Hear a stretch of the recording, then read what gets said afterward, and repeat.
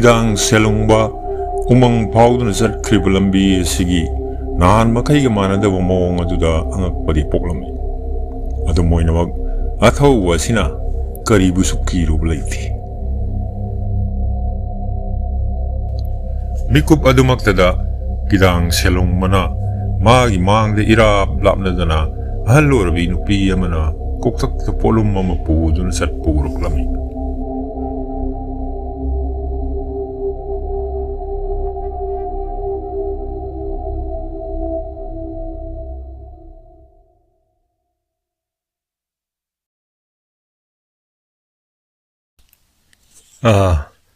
amuk tatabi ko hallo rabi aku kana oerbano pomdiktagi oebirabra ayak busak khangbidabrau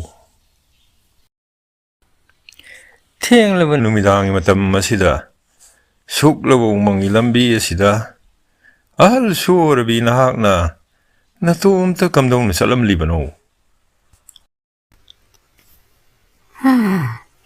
Kulon na bagi kaidian karu bani isa singno pirang ngani haibasu piram dre nong lay nong sit mayok na badagi kaya maware ki bana sukhong asi thang bathok lamdra bani ibang selong bagateng na jaba asidi Leibakki yamna pare Gidang selung mana ahal aduda karibu sukidana bahairam pare thiengle yum yongna batsat pale payade haiduna makoyani sat pahuruk lami selung mana ahal adugi kokthong adu pubige hairabasu yaramde adumak madom pujaram asum satna wari watai sanarapada miyoiba ikoina amam matengda itomna tsat matamda aki popoi wafam ase ahal aduna hogdoraklami nana ikoina tajabadi ibungo selong badi nuti numit khudingi sana konongdagi pomdik lamdam phau bagi lambi asida Ating manumidangi matamda halai hainay ibungo di ating amam basibo akiba matasu paubidabra Gidang selung mana mahaki wainadi karigumba akiba matasu laite kumname adubu ahalo rabi aduna miyoiba ama oeraga akiba madilipam thoi haina hanna taksilak labada aina sum lakpada khulgi khunjinda asibu mioi ama poloi hawi maduda masa pumba karum tawraba siba duna hawgatuna ka hinglaklaga imang sida tharo ka onsilak labadi kharkit wakal sinungai roidra haina khumlam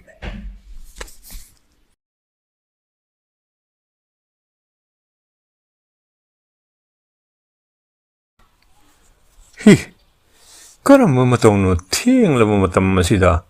Kul dagi lab na umang si mayay sabuk asimaktada. Asi wapurok la polori ba sidi. Kana karam miyoy.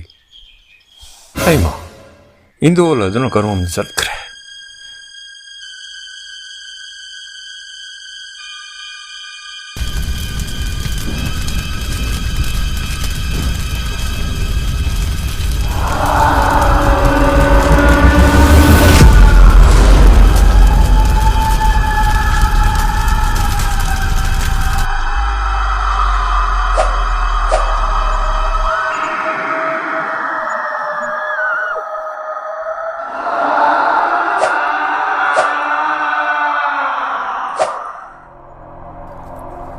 Mamay thangdadi kidang selung bagyaki balay tabat thawna phaba adumakna Paral Heloy singnama umay thiyo piyo amadi suon mangam kiti adumoy namak selung bayam thengna mayum maranya yorokki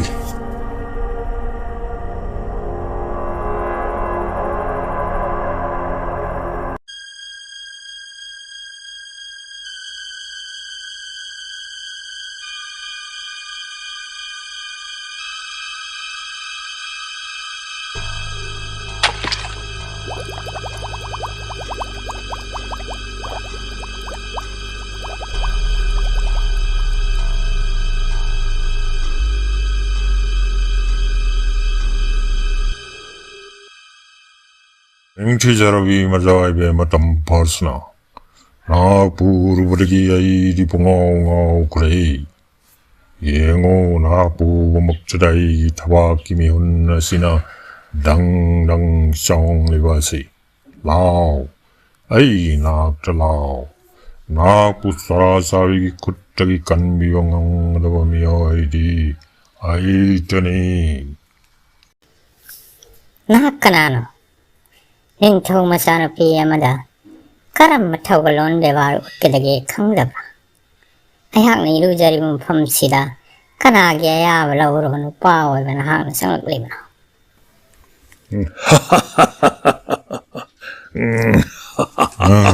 Mazaibema. I was hoid in a sucking lapcani.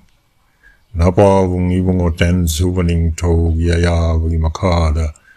I know nana to Lapani.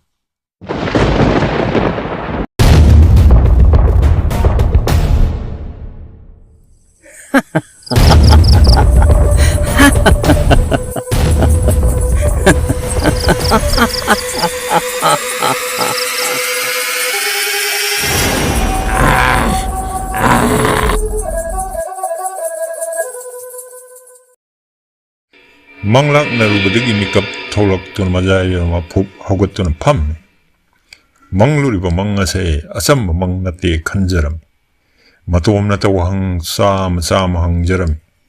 Karigi damak taibang amadi manglan nani makta. Kudong chibatarak pada lamlan mapakang mana. Hek damak kanbira riba. Tasing namak majaya mayam ngaglam.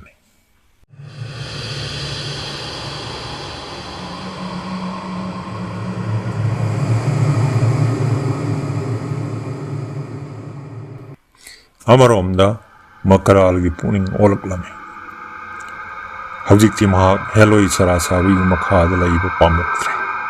Masamak Ningtau Oire Lautoklame. Hingsawagi Masak Loro Paral missing Nasu.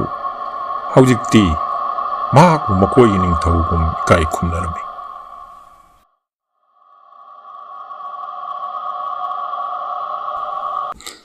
Somdana nong hek ngalapada kidang silungba pantapataw dina sana konong panglaklami. Selong mana sana konong hek yorokpaga ningtaw ten subaga unaduna mamang inumit adu ginumidang aduda mahang nong mangilambi du ting na kibokudong tibasing adu pagdumlami. Aduga laibak asigi kunggang sing da tokliba mihad mipun sing asi Heloy Sarasabi amadi magi hing sabagi saktam laurawa lan missing na sattaba oiragani hairap. Wapam masya sumbo oiragani haina ten subuning tausu kalame. Amadi sami lan mitagi lan nama natabana. Laibaki akang ay pumakokatuna wapam masikana nawa lep narame.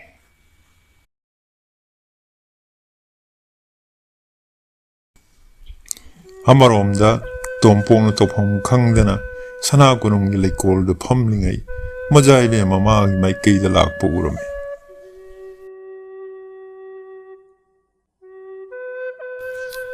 Tona paba.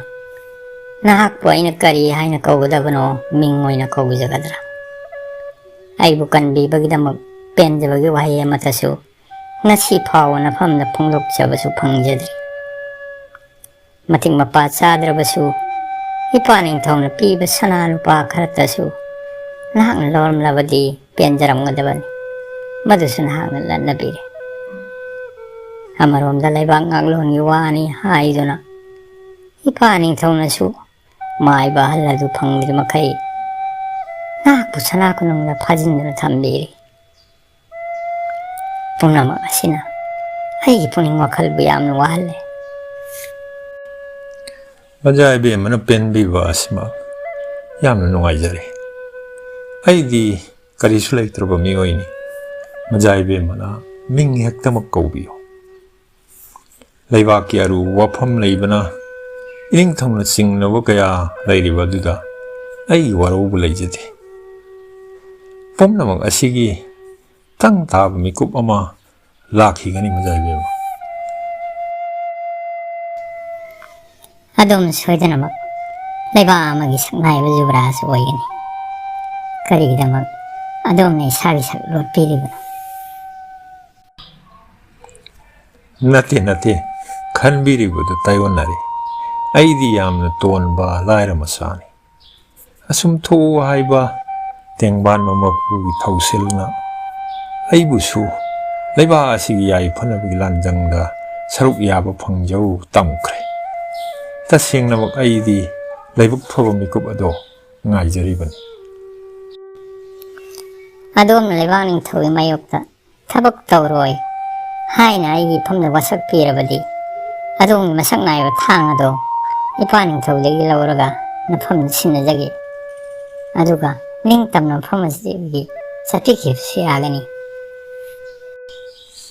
ꯉꯥꯛꯄꯤꯒꯅꯤ ꯃꯖꯥ ꯏꯕꯦꯝꯃ. ꯏꯅꯤꯡꯊꯧꯒꯤ ꯑꯌꯥꯕꯗꯣ ꯉꯥꯏꯖꯈꯤꯒꯦ. ꯃꯤꯀꯨꯞ ꯑꯗꯨ ꯁꯣꯏꯗꯅꯃꯛ ꯂꯥꯛꯀꯅꯤ. ꯃꯤꯀꯨꯞ ꯑꯁꯤꯗꯗꯤ ꯅꯍꯥꯛꯀꯤ ꯑꯁꯦꯡꯕ ꯁꯛꯇꯝ ꯃꯃꯤ ꯁꯥꯝꯂꯤ.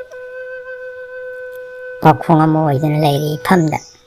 ꯑꯗꯨꯕꯨ ꯅꯍꯥꯛꯅ ꯇꯁꯦꯡꯅꯃꯛ ꯂꯩꯕꯥꯛ ꯑꯁꯤꯒꯤ ꯌꯦꯛꯅꯕ ꯅꯠꯇ꯭ꯔꯕꯗꯤ ꯑꯩꯒꯤ ꯄꯨꯟꯁꯤ ꯀꯟꯕꯤꯕꯒꯤꯗꯃꯛ ꯑꯗꯣꯝꯒꯤꯗꯃꯛ ꯑꯩꯁꯨ ꯊꯋꯥꯏ ꯍꯛꯆꯥꯡ ꯐꯥꯎꯕ ꯀꯠꯊꯣꯛꯄ ꯉꯝꯖꯒꯅꯤ.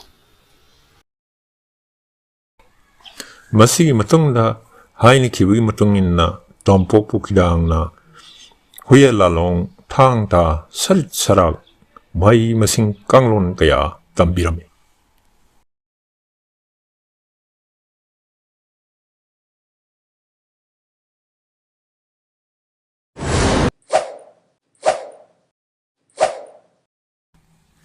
ꯍꯨꯌꯦꯟ ꯂꯥꯂꯣꯡ ꯁꯔꯤꯠ ꯁꯔꯥꯛ ꯊꯥꯡ ꯇꯥ ꯍꯥꯏꯕꯁꯤꯗꯤ ꯃꯊꯧꯅꯥ ꯃꯔꯤꯡꯖꯦꯜ ꯂꯩꯕ ꯅꯍꯥꯁꯤꯡꯗꯗꯤ ꯇꯝꯕꯗ ꯃꯇꯝ ꯆꯪꯒꯗꯕ ꯂꯩꯇꯦ. ꯊꯨꯅꯃꯛ ꯈꯨꯠꯂꯣꯏꯒꯅꯤꯀꯣ.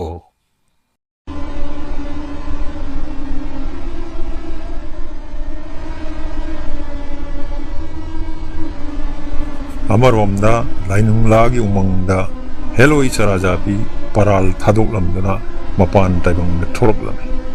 ꯃꯀꯔꯥꯜꯕꯨ ꯑꯍꯛꯄ ꯆꯩꯔꯥꯛ ꯄꯤꯅꯤꯡꯕꯅ ꯃꯁꯥꯗꯣ ꯂꯩꯇꯥꯔꯝꯗꯦ. ꯑꯗꯨꯕꯨ ꯃꯄꯥꯟ ꯇꯥꯏꯕꯪꯒꯤ ꯅꯨꯡꯁꯤꯠ ꯅꯨꯡꯁꯥꯒ ꯊꯦꯡꯅꯕꯗ ꯆꯔꯥꯆꯥꯕꯤꯒꯤ ꯍꯛꯆꯥꯡꯗ ꯈꯥꯡꯉꯝꯗꯕ ꯐꯥꯎꯔꯝꯃꯤ.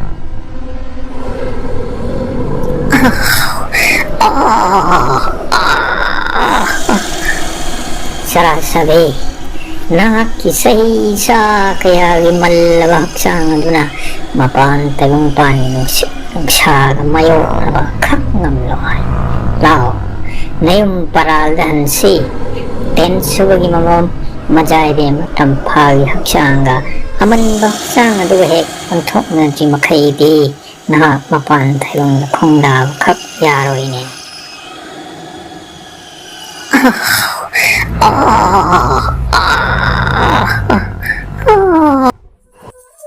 ꯃꯄꯥꯟ ꯇꯥꯏꯕꯪꯗ ꯈꯣꯡꯗꯥꯕ ꯉꯝꯗ꯭ꯔꯕꯗ ꯆꯔꯥꯆꯥꯕꯤꯒꯤ ꯊꯃꯣꯏ ꯁꯣꯛꯂꯝꯃꯤ. ꯊꯤꯟꯊꯕ ꯇꯧꯗꯅ ꯒꯣꯕꯥ ꯑꯃꯁꯨꯡ ꯃꯥꯂꯤꯀꯤꯅꯤꯕꯨ ꯀꯧꯈꯠꯂꯝꯃꯤ.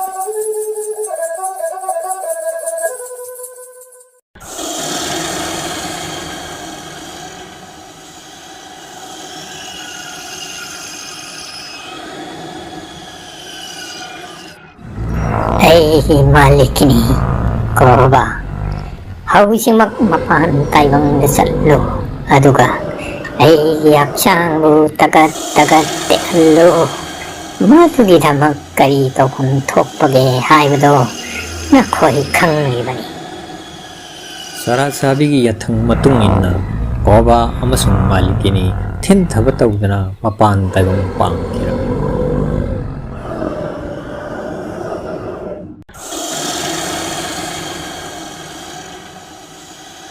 ꯃꯤꯠꯅ ꯀꯨꯞꯄꯗ ꯃꯈꯣꯏ ꯑꯅꯤ ꯃꯀꯔꯥꯜꯒꯤ ꯁꯨꯔꯨꯡ ꯌꯧꯔꯛꯂꯝꯃꯤ.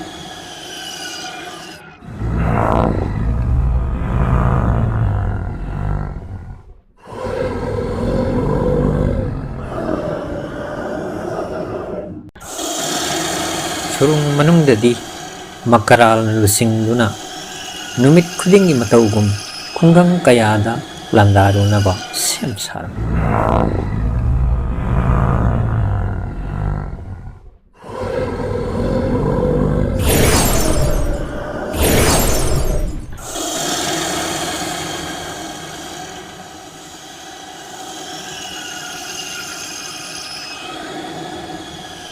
Hey Makarao, Nahak Paral Gimabe Masara Sabiki done the soy in Panglagani.